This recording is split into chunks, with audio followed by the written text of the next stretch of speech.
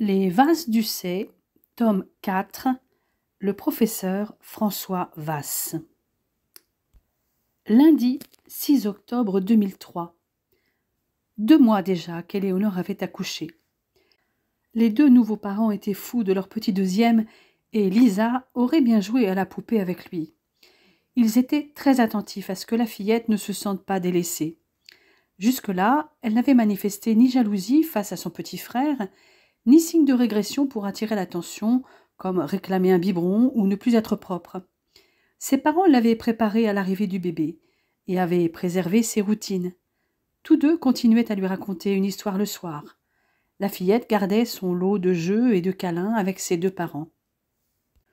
Éléonore tirait son lait pour que François puisse nourrir lui aussi son fils le soir lorsqu'il rentrait, et dans ces cas-là, elle prenait sa fille dans ses bras. Alexandre, encore plus que Lisa, préférait le sein au biberon. D'ailleurs, il tétait longtemps, vidant les 2 seins à chaque fois. En revanche, comme sa sœur, il avait fait ses nuits rapidement, dormant de 23h à 8h du matin sans problème. Alan Wilson, leur ami photographe, était venu les voir lorsqu'ils étaient rentrés chez eux avec leur bébé et avait fait quelques photos de famille. Il avait aussi fait des photos d'Éléonore enceinte, comme la fois précédente. Comme lors de la naissance de Lisa, il avait fait imprimer les photos de grossesse et de naissance et les avait réunies dans 2 livrets différents, en plusieurs exemplaires, dédicacés pour son couple fétiche et pour leurs parents. Quand il venait à Rouen, il résidait maintenant chez les parents d'Éléonore, dans une de leurs chambres d'hôtes de leur manoir de style anglo-normand à Mont-Saint-Aignan. Et si Laurence et Jacques Doucet étaient absents, Éléonore avait les clés. Il partageait son temps entre l'Europe, le plus souvent en France ou en Italie, et son appartement de New York. Les livres qu'il avait publiés depuis 2 ans, avec des photos de son couple fétiche, à Venise, Rome et Ischia, avaient rencontré un énorme succès. Un nouveau sur Munich allait bientôt paraître, et il planchait sur un ouvrage consacré aux danseurs et avait cherché des sujets tant à New York, Paris, Londres ou Rome, mais rien ne le satisfaisait vraiment. Insensiblement, il revenait toujours vers ceux qui l'avaient inspiré. Et après tout, c'était en voyant Éléonore danser qu'il avait eu l'idée de cette série sur les danseurs. La petite famille avait passé le mois d'août caniculaire à Rouen. Les températures élevées avaient provoqué une catastrophe sanitaire. Le CHU, comme tous les hôpitaux de France, avait été débordé par l'afflux de personnes âgées, déshydratées, qui arrivaient aux urgences. Le service de médecine interne, tout comme le service de médecine gériatrique, avait été archi-plein. François n'avait pas arrêté, enchaînant les gardes et les astreintes. Pour Alexandre et Lisa, la chaleur avait été pénible aussi. Pendant toute la période caniculaire, le bébé était en permanence en body, quand ce n'était pas uniquement avec sa couche. Et Éléonore, qui l'allaitait comme elle l'avait fait pour Lisa, le mettait au sein régulièrement, ce qui intéressait beaucoup Lisa. Elle veillait aussi à bien hydrater la fillette, qui, comme son frère, était le plus souvent vêtue très légèrement. Le couple était parti en vacances en septembre. Les températures s'étaient enfin normalisées. François avait cumulé ses jours de congé paternité avec des congés annuels. Il lui aurait été de toute façon impossible de les prendre dès la sortie de maternité d'Éléonore.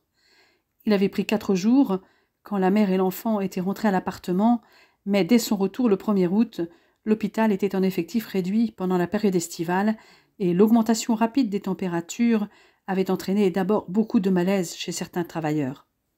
Dans les jours qui avaient suivi, la situation s'était vite aggravée avec un afflux inhabituel de personnes âgées, souvent très déshydratées et dans un état grave. Les professionnels hospitaliers présents, démunis face à cette vague imprévue de patients, s'étaient mobilisés jour et nuit pour tenter de sauver le plus grand nombre de patients possible. Loin de baisser les bras, les soignants s'étaient engagés dans une course contre la montre pour prendre en charge un maximum de patients.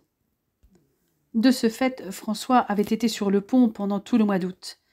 Cette canicule avait causé près de 15 000 décès en excès entre le 1er et le 20 août 2003 par rapport aux 3 années précédentes, et la France avait été le pays le plus touché en Europe, les personnes âgées ayant été les plus impactées. Avec le report du congé paternité, cumulé avec les congés annuels prévus, ils avaient pu profiter de 4 semaines, puisqu'Éléonore, elle, était en congé maternité jusqu'au 2 octobre. Ils avaient fait le choix de descendre en voiture, commençant par 2 semaines en Corse, avant de rejoindre Ischia pour les 2 semaines suivantes, afin que Nonna fasse connaissance avec Alexandre.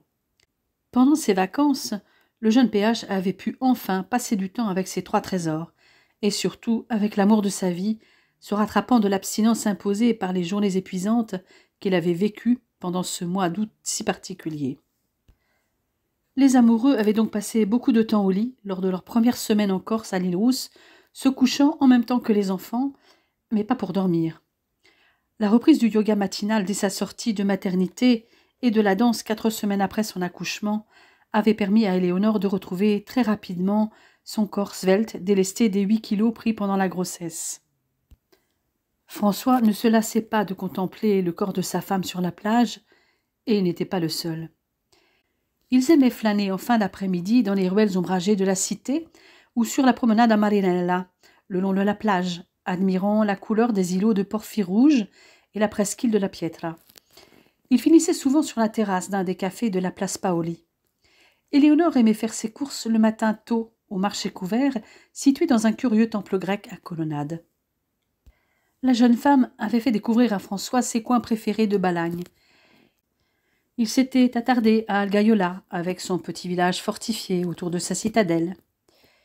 Le joli village en balcon de Lumio, dominant la baie face à Calvi, leur avait offert son panorama depuis la place, avec son église à façade blanche et au clocher ajouré en pierre.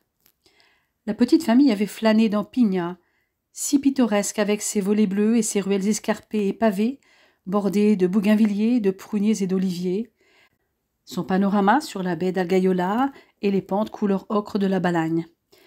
Dans les échoppes d'artisans, Éléonore avait craqué pour 2 boîtes à musique pour les enfants. Lisa avait choisi un cheval turquoise clair et Éléonore en avait pris un ivoire et marron pour Alex. Tous deux avec la berceuse à Ciucciarella. Ils étaient aussi allés se perdre dans Sant'Antonino et son dédale de maisons de granit avec ses rampes pierreuses, ses passages voûtés et ses ruelles escarpées et tortueuses. Il était inutile de prendre la poussette, souvent inutilisable dans les endroits où ils allaient. Heureusement, tous deux étaient rodés aux randonnées en montagne. Éléonore portait Alexandre en écharpe et François portait Lisa dans le porte-bébé quand elle était fatiguée de marcher. Ils avaient aussi fait un saut à Calvi pour sa citadelle et son superbe golfe, mais il y avait un endroit qu'Éléonore voulait faire découvrir à l'homme de sa vie, la vallée du Fangou et ses piscines naturelles. Ils y avaient pique-niqué et y avaient passé la journée avec les enfants. Leur seconde semaine en Corse les avait vus séjourner à Saint-Florent, coincés entre le Cap Corse, le désert des Agriates et le Nebbio. La bourgade était bien plus calme en septembre qu'en pleine saison. Ils profitèrent des belles plages accessibles en bateau, comme celle du Lodo ou de Salecce. Saint-Florent avait été aussi leur point de départ pour visiter certains villages du Cap Corse, comme Nonza, perché sur sa falaise, avec sa vue à pic sur son immense plage de galets noirs, ses ruelles pentues, fleuries de bougainvilliers et de figuiers de Barbarie, sa tour génoise, ses maisons de pierre au toit de lauze bleu-gris.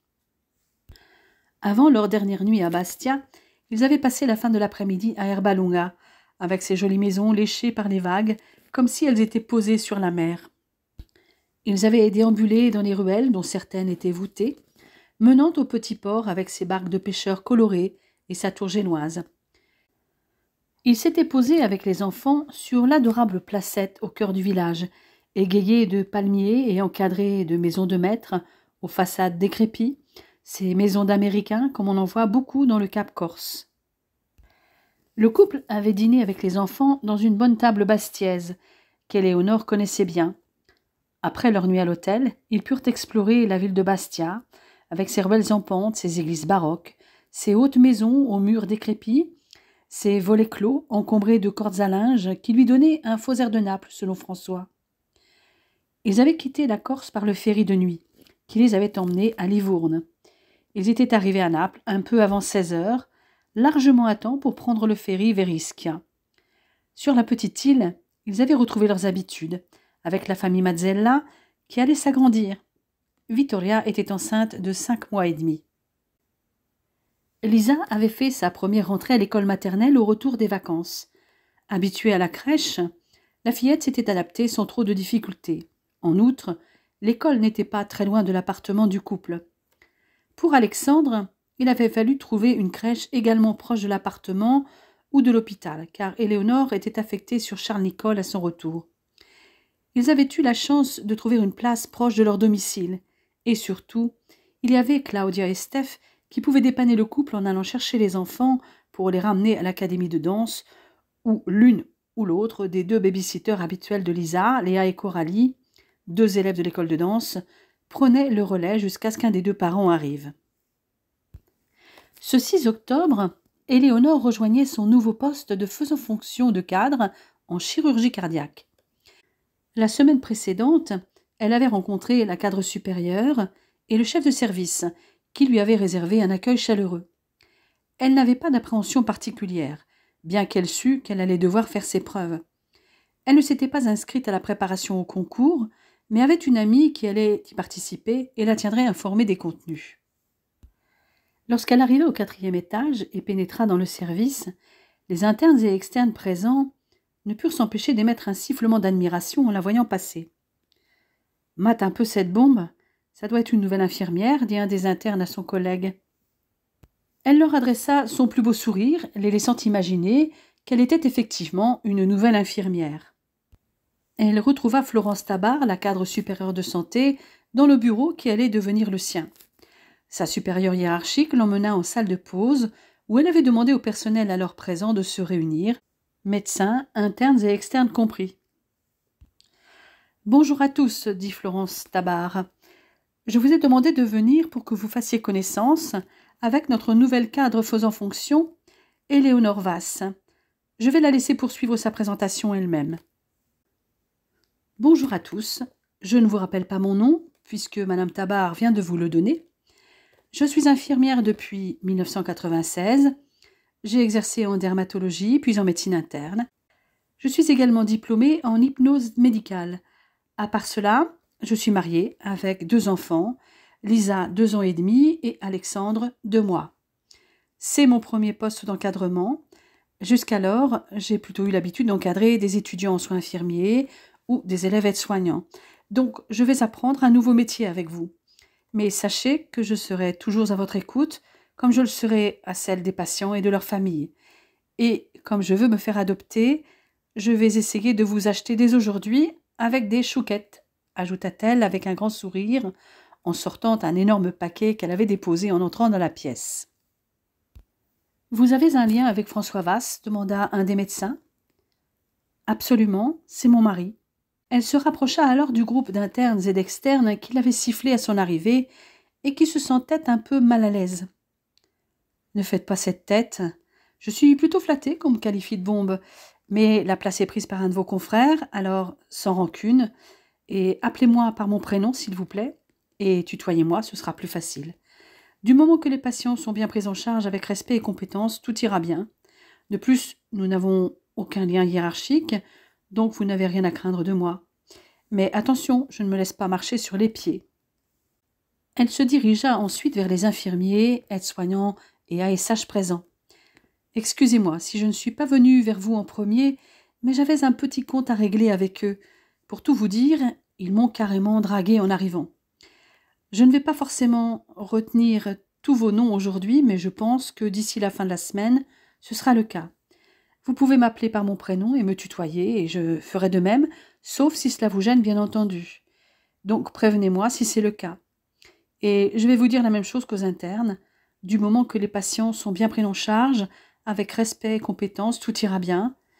Mon rôle, c'est de mettre de l'huile dans les rouages pour que l'unité fonctionne le mieux possible. Je suis plutôt dans la pédagogie que dans l'autorité, mais si c'est nécessaire, je saurai en faire preuve.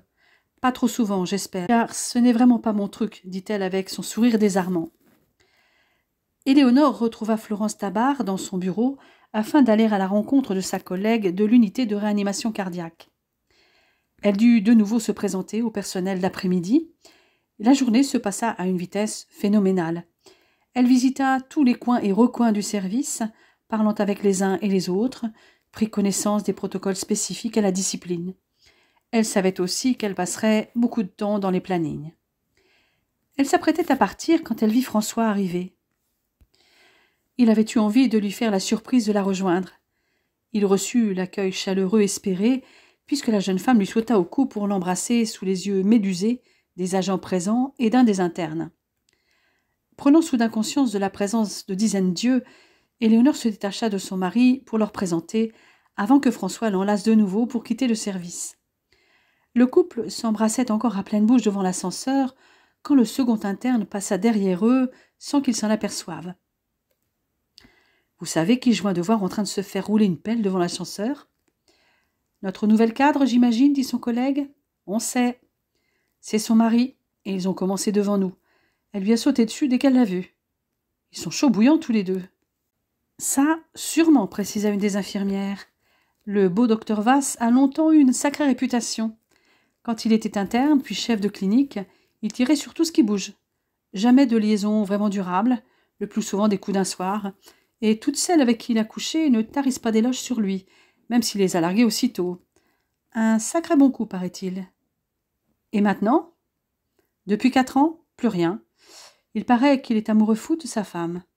Il a trinqué quand elle a été kidnappée il y a 1 an et demi. Vous en avez peut-être entendu parler. Oui, effectivement, dit le premier interne.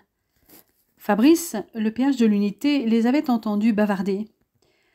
Je vois que ça bavache bien sur notre nouvelle faisant fonction de cadre et son mari, le couple le plus glamour du CHU. Moi, je me souviens surtout du jour où elle a réussi à échapper à son ravisseur. François m'a appelé ce soir-là, le 20 avril 2002. Je m'en souviens comme si c'était hier.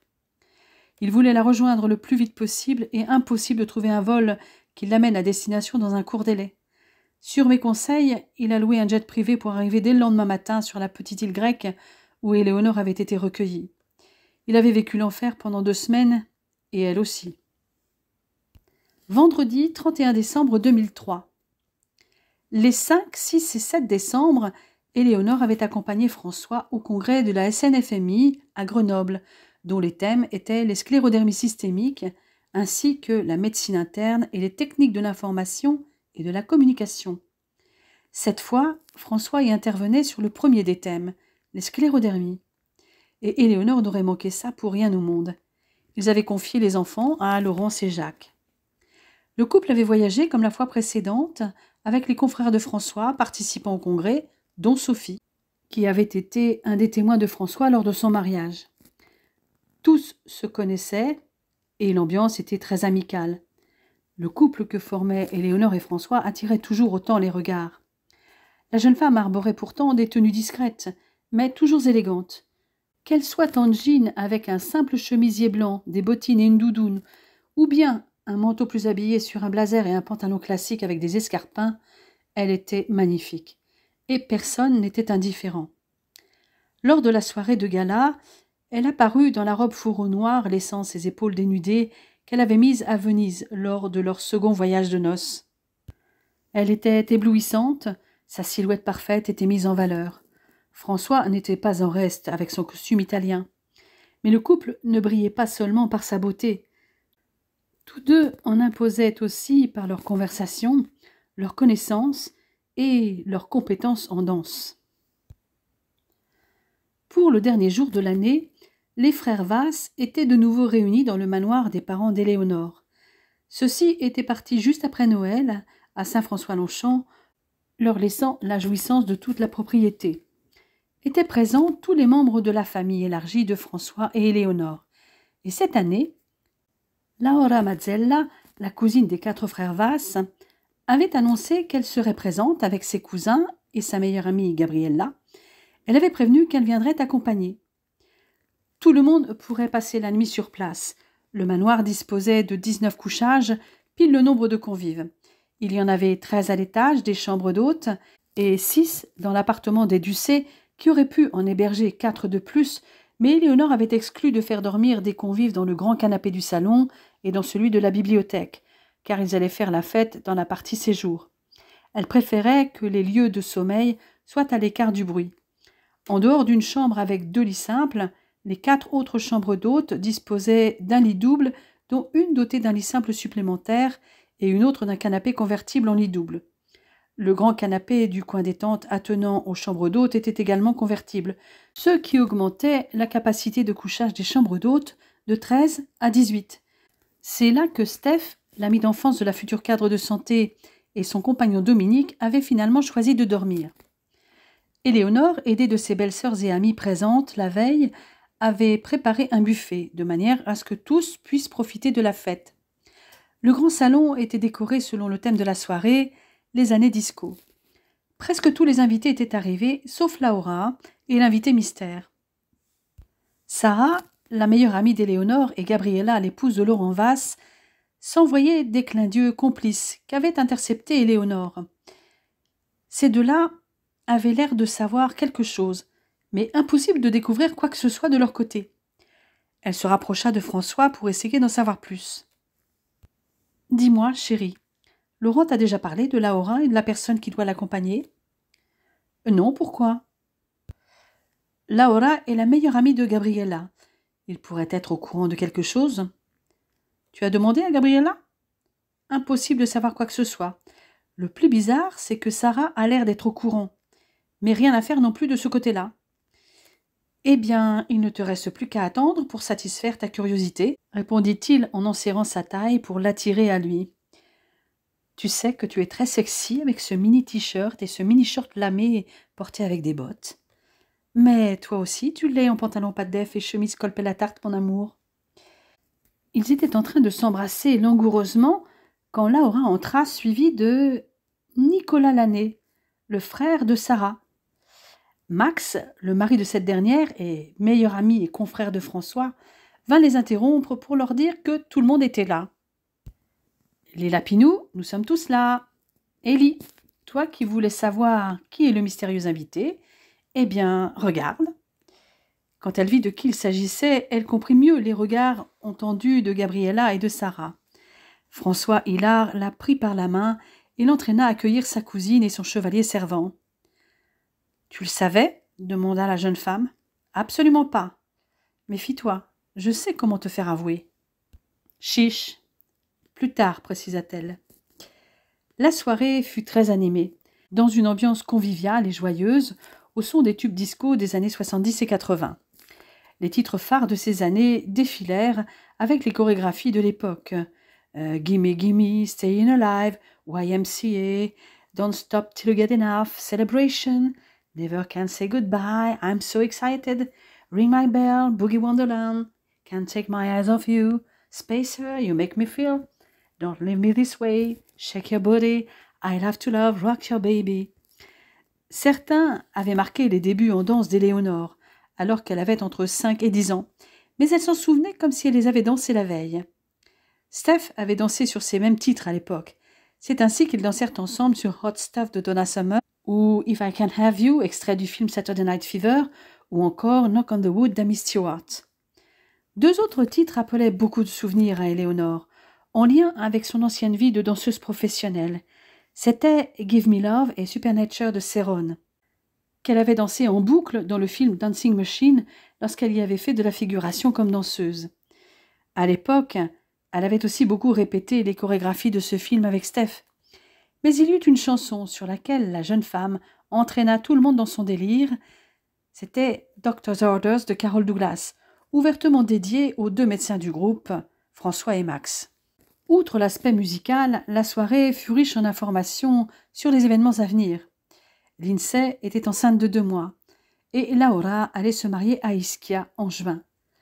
En outre, elle aussi allait quitter l'Italie pour vivre en France. Elle n'aurait aucun mal à trouver un emploi de professeur d'allemand et d'italien à Rouen. Ce serait le dernier mariage de la famille. En revanche, la série des naissances allait certainement se poursuivre. Jeudi 11 mars 2004. La veille, s'était ouvert le procès de Gianmarco, à huis clos à la demande d'Éléonore. Le président de la cour d'assises avait commencé par présenter les faits reprochés au jeune Italien, ainsi que les éléments à charge et à décharge. Il l'avait ensuite informé de ses droits, parmi lesquels l'assistance d'un interprète.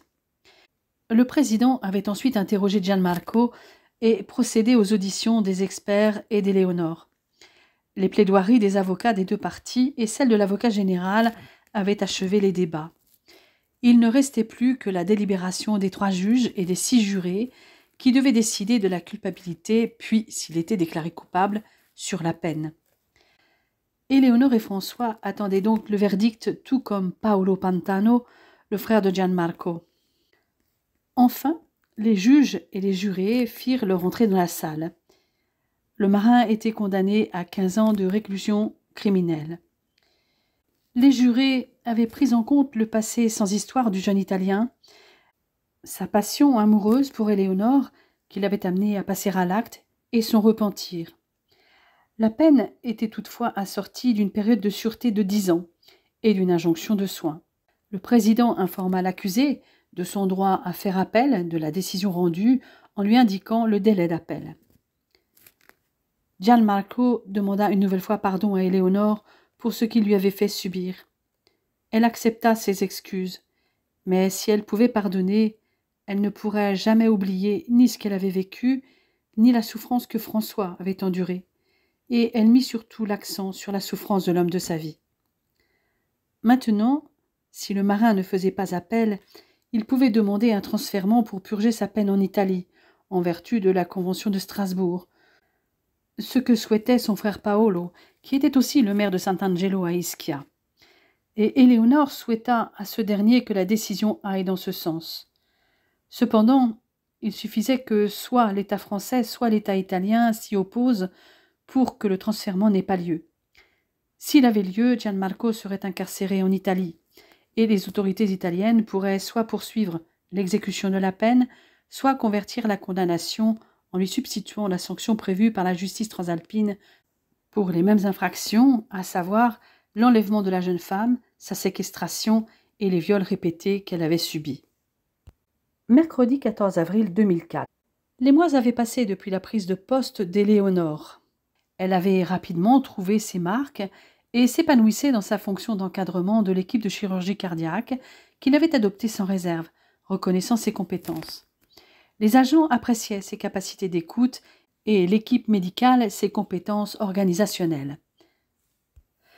Après les fêtes de fin d'année, elle avait déposé son dossier pour passer le concours d'entrée à l'IFCS. Grâce aux informations de sa collègue qui avait suivi la préparation au concours, elle savait à quoi s'en tenir quant aux attentes pour les épreuves. Elle avait passé l'épreuve d'admissibilité le 9 mars, peu de temps après leur retour de Saint-François, où Lisa avait chaussé les skis pour la première fois. Le surlendemain, l'Europe avait été endeuillée par les attentats de Madrid, avec l'explosion de 9 bombes réparties dans 3 gares différentes qui avaient fait 192 morts. À la suite de ces attentats, en France, le plan Vigipirate avait été renforcé, passant au niveau orange partout et rouge dans les gares. Depuis les attentats de New York, le terrorisme était dans tous les esprits, bien que les gens aient appris à vivre avec. La vie devait continuer.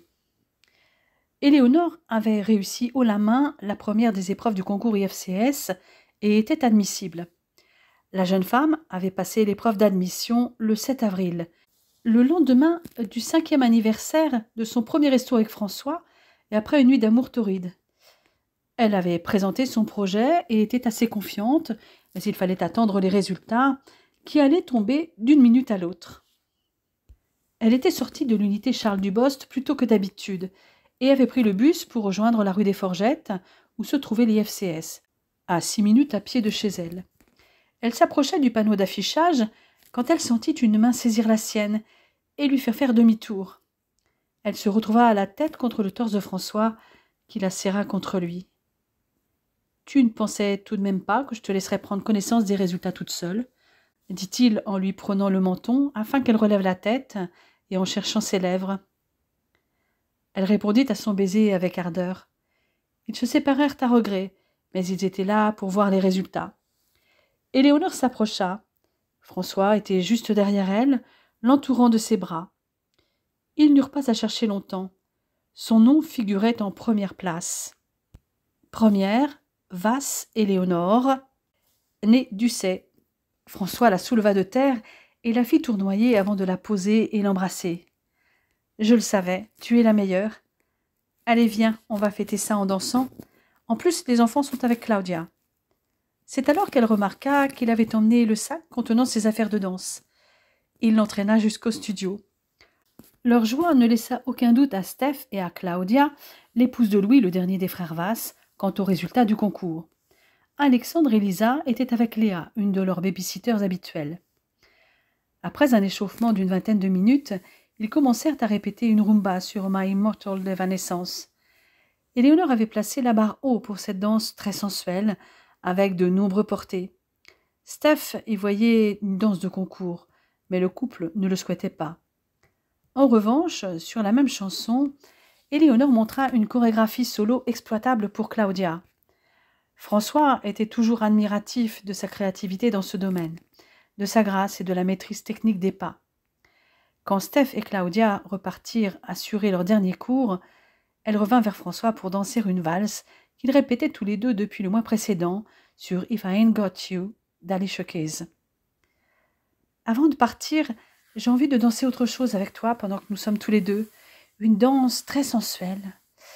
Moi, je veux bien, mais j'avais prévu de t'emmener au resto, et si tu me chauffes trop, nous risquons d'arriver en retard. Je prends le risque. Après tout, notre appart n'est pas loin.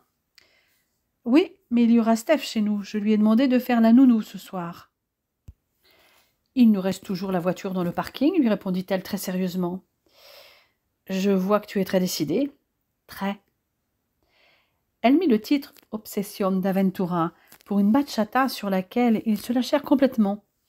Le déhanché et les frôlements de la jeune femme eurent l'effet escompté, surtout les deux. Toutefois, ils n'eurent pas à utiliser leur voiture pour satisfaire leur besoin impérieux de se retrouver dans l'intimité. Le cours de Steph durait 1h30, et ils avaient 1 heure devant eux. François prévint la baby-sitter qu'il viendrait chercher les enfants d'ici 3/4 d'heure. Quand Steph débarqua dans leur appartement, François avait récupéré les enfants, et ils avaient même eu le temps de prendre une douche rapide après leurs ébats. « Merci, Steph, dit François. Nous ne rentrerons pas trop tard. Prenez votre temps, les lapinous. Dominique va venir m'aider pour s'occuper des enfants. Tout est prêt dans le frigo pour Lisa, et les biberons pour Alex sont ici, ajouta Éléonore. Leurs pyjamas sont sur leur lit en haut. T'inquiète, la puce, tonton Steph va gérer. Le couple ne se le fit pas dire 2 fois. François emmena sa belle dans un restaurant gastronomique proche de la cathédrale, où il avait réservé. Éléonore fut surprise qu'il ait pu y obtenir une table si vite. À vrai dire, j'ai réservé il y a 2 jours. Tu savais que je réussirais ? J'en étais sûre, parce que j'ai confiance en toi, et que je t'aime plus que tout. J'ai hâte d'être en vacances seule avec toi. Plus que 2 jours, mon amour, dit Éléonore. Enfin, nous ne serons pas tout à fait seuls, puisque Wilson sera aussi à Skopelos. Et tu oublies Steph et Dominique ? Oui, mais eux, il s'agit d'un voyage en amoureux, alors que Wilson vient pour prendre des photos de nous. Pas jusque dans notre chambre. Encore heureux ? Ils s'interrompirent le temps que le serveur prenne leur commande. Il revint rapidement, avec leur cocktail et des amuse-bouches. « Il y a autre chose dont j'aimerais te parler, dit François. Je suis tout à toi. Notre appartement est devenu trop petit, et ce serait bien que les enfants aient chacun leur chambre. » Complètement d'accord. Nous avons le temps d'y réfléchir, mais il faudrait que nous nous mettions d'accord sur ce que nous voulons et où. J'avoue que j'aime beaucoup le quartier où nous habitons actuellement. Et jusqu'en juin 2005, comme je serai le plus souvent rue des Forgettes, avec des horaires de journée, je pourrai gérer plus facilement les enfants et tu seras moins sollicité. Je suis d'accord. Nous avons 1 an pour décider. Et je pense que tu sais à peu près où tu postuleras après l'IFCS. Je pense que ce sera idéalement l'IFSI, qui sera en face de Charles Nicolle l'année prochaine, et si je dois choisir un service, ce sera Charles Nicolle ou Bois-Guillaume. Donc, nos recherches s'orienteraient sur le quartier préfecture, où nous sommes actuellement, près de Charles Nicolle ou dans la zone de Bois-Guillaume. Je dirais plutôt quartier préfecture, Jouvenay ou Bois-Guillaume, ou pourquoi pas Mont-Saint-Aignan, dit Éléonore. Ça tombe bien que tu en parles, dit François en souriant, parce que ton père m'a fait une proposition. Parce que tu complotes avec mon père maintenant. Non, il nous proposerait l'appartement au-dessus des chambres d'hôtes qui va être vacant en juin. C'est vrai que cet appartement a une surface idéale, il doit bien faire 120 mètres carrés. 140 exactement, et un jardin pour les enfants. Je vois que tu as l'air enthousiaste, mon amour, mais ça veut dire voir tes beaux-parents tous les jours, alors que nous avons l'habitude d'être indépendants. Je te rappelle que cet appartement a une entrée indépendante et que tes parents sont souvent en voyage. Et puis, quand ils sont là, ils peuvent nous dépanner de temps en temps pour les enfants. Il va y avoir des travaux à faire, en revanche. Ton père serait d'accord. Il nous laisserait carte blanche pour l'aménagement. Je constate que tu as réponse à tout, mon chéri. Si tu en as envie, je te suis. La seule chose qui compte pour moi, c'est être avec toi. Nous verrons avec tes parents à notre retour. Et après tout, nous avons 1 an pour les travaux. Ils rentrèrent tranquillement à pied, prenant leur temps dans les rues désertées à cette heure tardive. Il y avait bien 1,5 kilomètre avant d'atteindre leur appartement, mais cette marche leur faisait du bien. François tenait la main d'Éléonore dans la sienne. Il s'arrêta pour porter cette main à ses lèvres. « Tu as l'air songeuse ou contrariée. » Elle leva les yeux vers lui étonnée. « Songeuse, peut-être, mais pourquoi serais-je contrariée, François ? Je t'ai un peu forcé la main pour l'appartement. »« Peut-être un peu, répondit-elle en lui souriant, mais je ne suis pas contrariée. J'entends tes arguments, et au final, cette idée n'est pas mauvaise. Cet appartement est dans un quartier paisible, bien desservi par les transports en commun, et la maison a une vue superbe. Rassure-toi, tout va bien, mon amour. » Il la prit dans ses bras et l'embrassa fougueusement, glissant ses mains sous sa veste pour la caresser. Ils rentrèrent à leur appartement un peu avant 23 heures. Tout était calme, les enfants dormaient, et les 2 tontons regardaient un film. Samedi 24 avril 2004. Éléonore et François étaient arrivés depuis le samedi précédent, escortés de Wilson, de Steph et Dominique. Leur avion avait décollé d'Orly à 6h10 pour Skiathos, et ils étaient arrivés à Skopelos en fin de matinée, dans l'hôtel où Éléonore avait été recueillie après son évasion. C'était sur la plage proche de cet établissement qu'elle était arrivée le 20 avril 2002, après avoir échappé à son ravisseur Gianmarco et après avoir parcouru à la nage les quelques 800 mètres qui séparaient le voilier qui mouillait dans la baie et la terre ferme.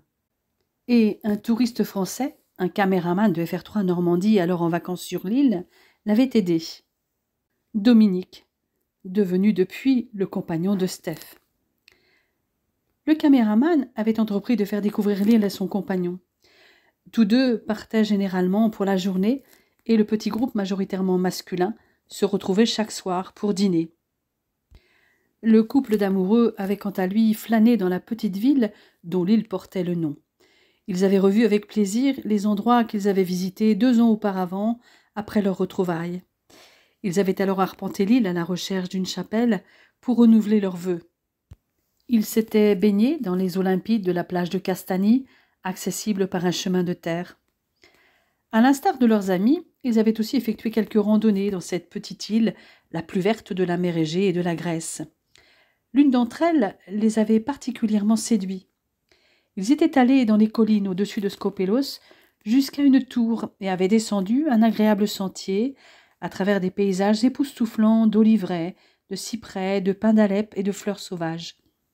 Ils s'étaient arrêtés dans la petite église isolée de la Panagitsa, avant de poursuivre leur promenade sur le sentier, avec des vues magnifiques sur la mer turquoise de Skopelos, sur le Pélion au loin, sur le continent, et les Sporades.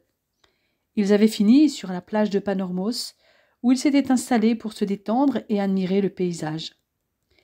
Les plages de Skopelos étaient considérées par beaucoup comme parmi les plus belles de la mer Égée. Les pins encadraient harmonieusement la côte, offrant une ombre naturelle dans un cadre inoubliable. Dominique leur avait raconté que l'île, pleine de légendes, s'était d'abord appelée Péparitos, du nom du premier colon arrivé avec son frère, le prince Staphylos, fils du dieu Dionysos et Ariane, celle qui avait aidé Thésée à s'échapper du labyrinthe du Minotaure. La tombe de Staphylos, qui aurait participé à l'expédition de Jason, se trouvait d'ailleurs sur la plage qui porte son nom. Il y avait aussi la plage d'Adrina, du nom de la seule femme pirate des mers grecques, et Blobé Panormos était le point où les pirates déchargeaient leurs bateaux, car l'endroit était protégé des vents du nord et de nombreux trésors seraient cachés sur l'île. Celui d'Adrina aurait été retrouvé par une famille qui avec aurait créé 2 stations balnéaires. Un autre endroit les avait séduits, le cap rocheux d'Amarantos, près d'Anyontas, et ces 2 arbres solitaires courbés qui se dressaient sur la falaise et semblaient embrasser la mer au-dessus du rocher. Le vert des pins, le blanc des rochers, l'eau incroyablement bleue et transparente autour de la baie composaient un tableau magique. Ils s'y baignèrent et y firent surtout de la plongée en apnée. Entre Staphylos et Amarantos, le couple avait déniché un rocher impressionnant qui semblait avoir été taillé par une main humaine. Il s'agissait en fait du Dracontoschisma, le rocher du dragon, où Agios Kyginos aurait sauvé Skópelos d'un terrible dragon qui se délectait des habitants. Le saint aurait chassé le dragon dans l'île et ce dernier, pour s'échapper, aurait sauté de la falaise à cet endroit précis, entre Staphylos et Amarantos, fendant la montagne en 2. Quand ils ne visitaient pas la petite île d'à peine 100 km², ils s'arrangeaient pour trouver une plage déserte ou restaient dans leur chambre à s'aimer. Pendant ce séjour, ils avaient appris avec joie la naissance d'un petit Théo chez Max et Sarah. Le bébé était arrivé avec 2 semaines d'avance, et Éléonore n'avait donc pu être présente pour son amie. Heureusement, elle serait de retour avant sa sortie de maternité. Ils retournèrent ce dernier jour de leur séjour à la petite église d'Agios Ioannis, sur son rocher. Ils gravirent de nouveau les 200 marches qui y menaient. Éléonore avait remis sa robe de mariée, était coiffée comme 2 ans auparavant et comme le jour de son mariage, portait les mêmes bijoux. François avait acheté le même bouquet. Le prêtre était là aussi. Ce n'était pas prévu, mais il venait de célébrer une messe. Il les reconnut et les bénit de nouveau. Ils prononcèrent de nouveau leurs vœux. Ils se dirent de nouveau tout leur amour, ne se lâchant pas des yeux un seul instant, très émus et éperdus d'amour. Ils s'embrassèrent longuement, puis remercièrent le prêtre. Ils s'arrêtèrent en sortant pour admirer la vue splendide sur la plage sauvage et rocheuse en contrebas et l'île d'Alonissos. Et cette plage était vraiment un endroit relaxant à cette saison. « Vous savez comment s'appelle aussi Skópelos en grec ?» demanda Dominique, les interrompant dans leur contemplation. « L'île émeraude. »« Comme tes yeux, mon amour » murmura François en plantant son regard dans celui d'Éléonore. « Ce n'est peut-être pas un hasard, si c'est ici que j'ai enfin réussi à retrouver ma liberté et te retrouver toi, » répondit-elle en se blottissant contre lui. Cette île paradisiaque était devenue un lieu de pèlerinage pour le couple. François était venu l'y rejoindre quand Dominique l'avait informé qu'elle venait d'échapper à son ravisseur après 2 semaines de navigation depuis Marseille, avec de brèves escales à Tunis, La Valette et Héraclion. Le kidnappeur, obsédé par elle, l'avait enlevée à sa sortie du travail à la fin de son quart d'après-midi, l'avait droguée, attachée, bâillonnée, transportée dans le coffre d'une voiture de location jusqu'à Marseille où était amarré son voilier. Il l'avait séquestrée dans une cabine où il l'avait attachée et même bâillonnée lorsque le bâtiment avait accosté dans les quelques ports où le marin avait fait halte, et il l'avait violée à de nombreuses reprises. Éléonore n'avait qu'une idée, s'échapper dès que son ravisseur relâcherait sa surveillance. L'occasion s'était enfin présentée, au large de cette île grecque. François, lui, avait bien failli sombrer pendant toute cette période où sa femme avait disparu. Le goût de vivre était revenu en lui lorsque Dominique lui avait annoncé que son plus précieux trésor, sa femme, s'était réfugiée dans un hôtel de Skópelos.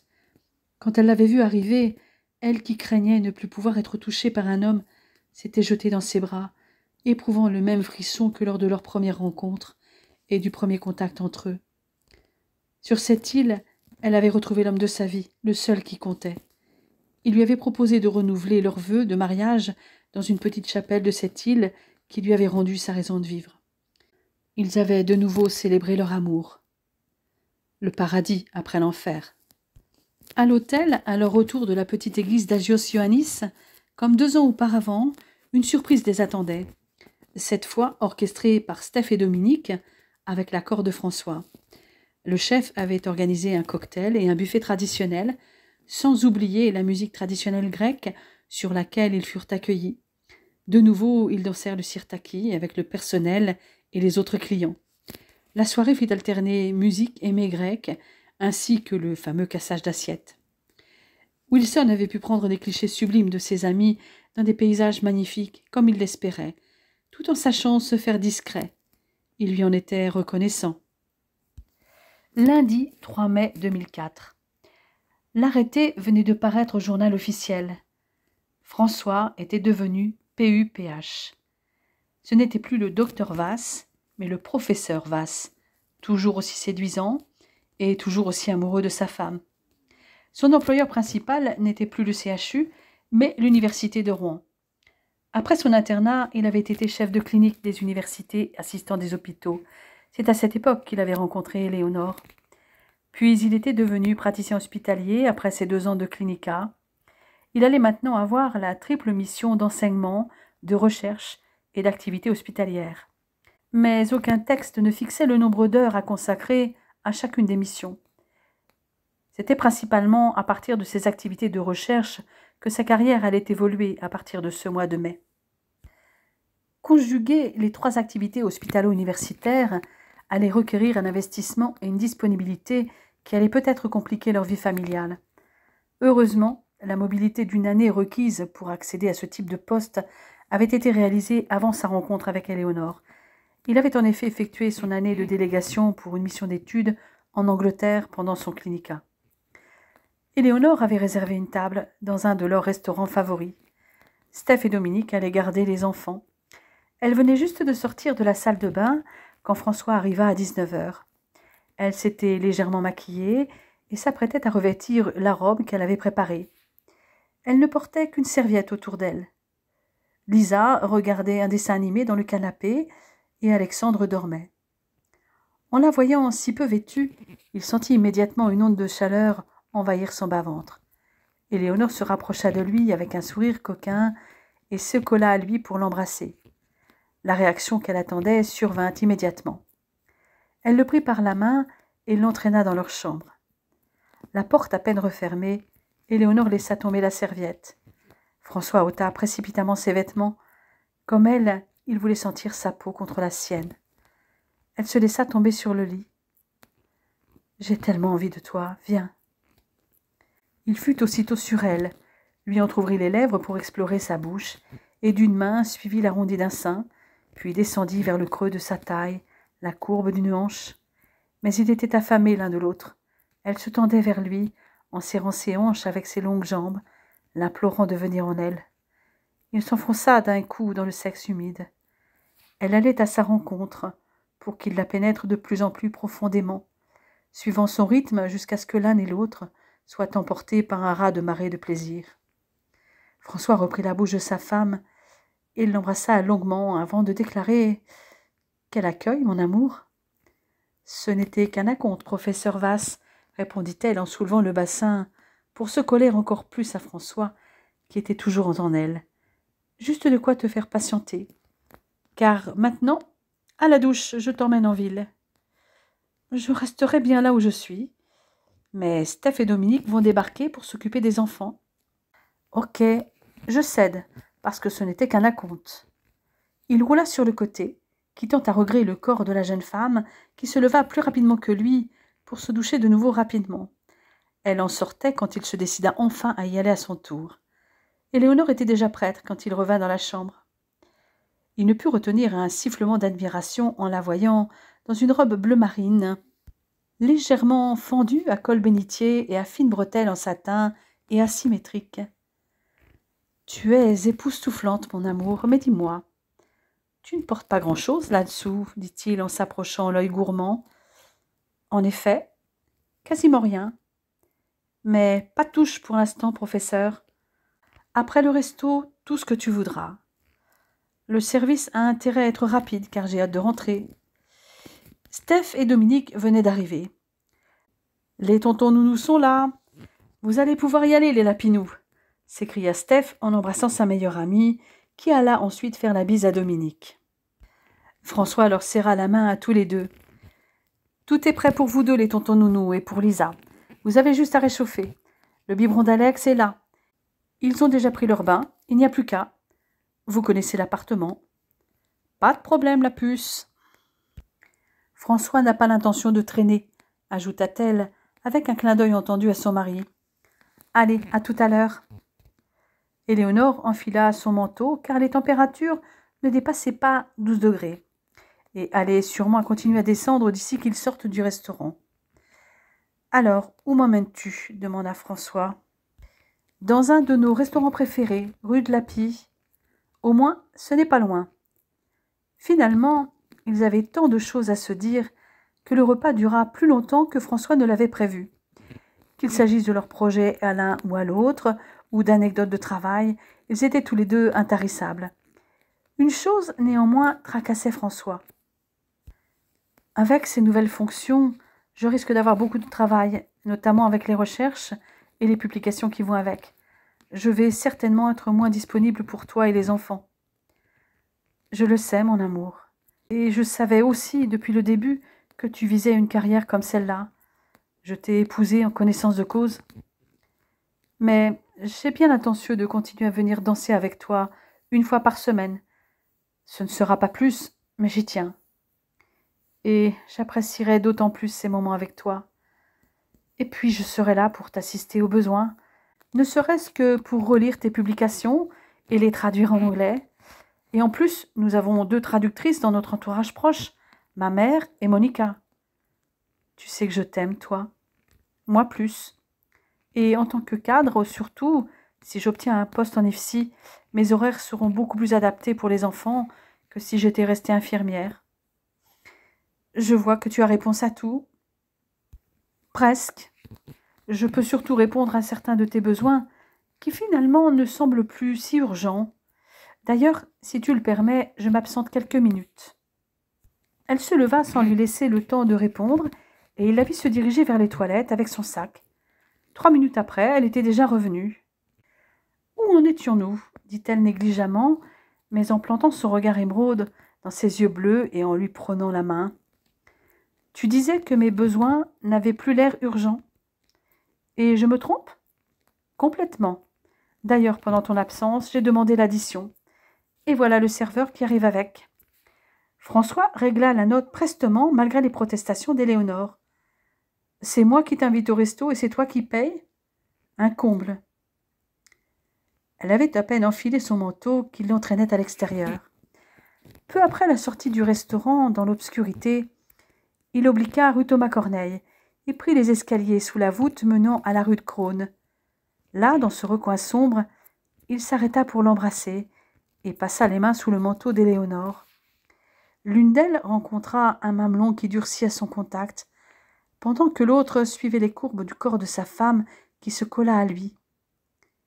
Elle était nue sous sa robe. « Mon amour, tu avais tout prémédité, même le choix du restaurant avec cette voûte, et cette absence de 3 minutes pour enlever ta petite culotte brésilienne en dentelle qui a disparu. Dans ton sac. Bien sûr, tu es arrivé à tes fins. J'ai toujours une idée très précise de ce que je veux, et c'est toi que je veux. Et c'est réussi. Vois dans quel état je suis, dit François. J'ai envie de toi, tout de suite. Alors, prends-moi, tout de suite. Ils rentrèrent les yeux brillants à 23 heures pour libérer les tontons nounous avec lesquels ils prirent le temps de boire un verre. Mais dès qu'ils eurent passé la porte, les 2 amoureux, stimulés par leur séance sous la voûte, où le risque d'être surpris avait décuplé leur désir trop vite assouvi, étaient prêts à recommencer.